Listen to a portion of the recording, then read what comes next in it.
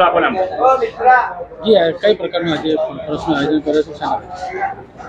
ઇમ્ફાલથી ભારતના કોંગ્રેસ પક્ષના રાષ્ટ્રીય નેતા રાહુલજી ઇમ્ફાલથી મણિપુર સુધી, ઇમ્ફાલથી મુંબઈ સુધીની સામાજિક ન્યાય, આર્થિક ન્યાય અને રાજનૈતિક ન્યાય માટેની એક યાત્રા કાઢી છે અને એ યાત્રા આખા દેશમાં ખૂબ લોકોનો આવકાર મળે છે.